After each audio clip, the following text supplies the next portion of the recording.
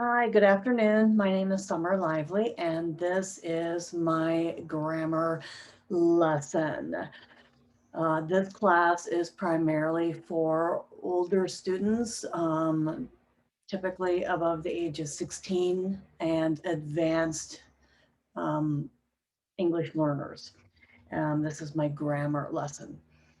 All right, class, who knows what a reflexive pronoun is? Anybody?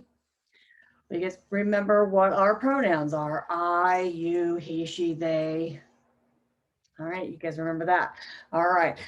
A reflexive pronoun is words that end in self or selves. It is primarily when we are using a subject and the object are the same. So it's when we are actually talking about ourselves. So for example, I believe in myself. Reflexive or reflective can be used interchangeably. Reflexive pronouns can act as either objects or indirect. So direct objects or indirect objects. And here we have a list of, we're going to go over some of the rules today with this. So here is a list of the 9 reflexive pronouns. Myself, so that's me, I, myself, yourself, you, yourself, himself, herself, itself, ourselves, yourselves, themselves.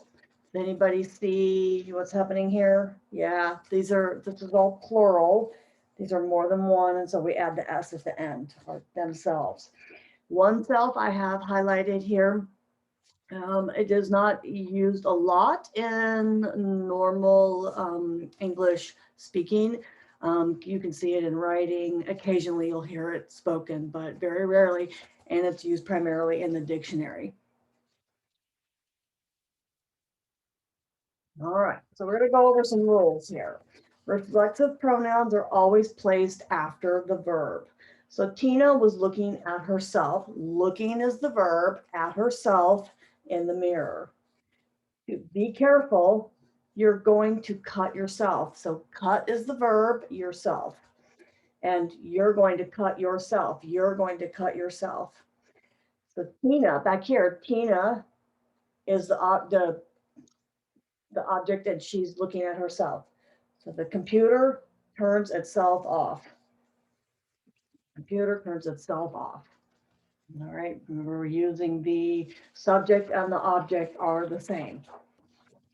All right, so these are kind of some pivotal rules here. Depending on where it's placed, the meaning of the sentence can be different. So this is a good example here. He cut himself, meaning cutting with a knife and ouch, cut himself. Okay. Number 2, he cut himself a piece of pie.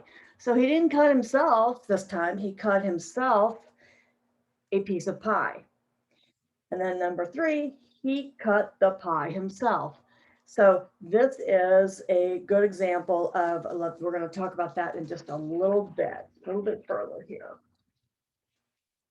Reflexive pronouns can have an insistence value, meaning that can be important to say things. Do it yourself. You can do it yourself. I'll get it myself. In this sentence, this is implied you do it yourself. So you do it yourself. You can do it yourself.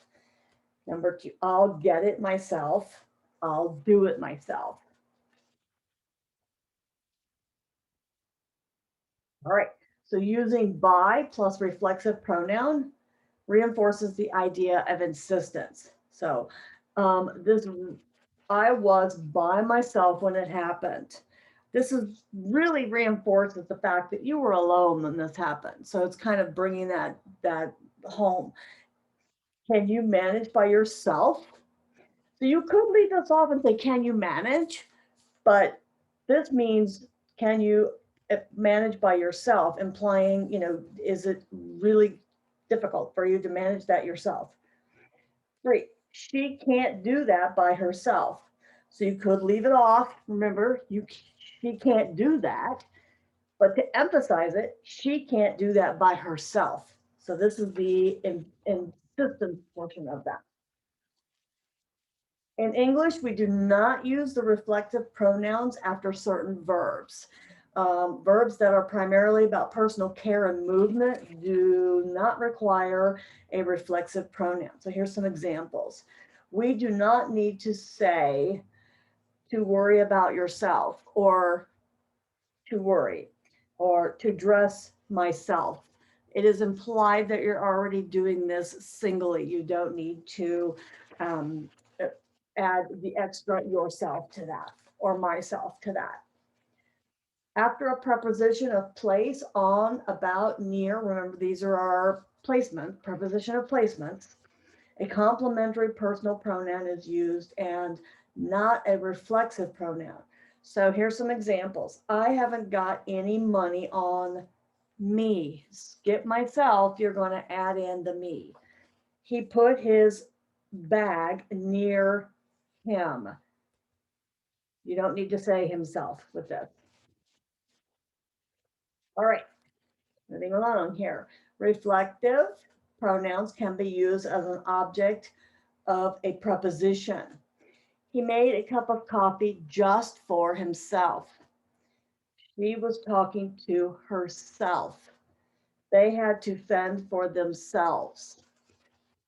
We're going to go over some more exercises in a little bit with this. So we're going to continue with this pattern, but then I'm going to go ahead and during this instructive model, I'm going to show a video. Whoops. Get my stuff over here.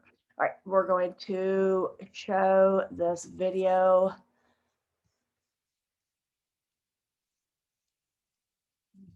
I'll move myself because I can't see again. Hello, grammarians. Let's talk about reflexive pronouns. And just as a word of warning, this means I'm going to be talking about myself a lot. What I mean is that in English, we have this distinction between the personal pronoun, so for example, me, and its reflexive pronoun, which is myself. All right, so I would go ahead and let this play during my class. And then we're going to move on to our mixed up sentences for guided practice.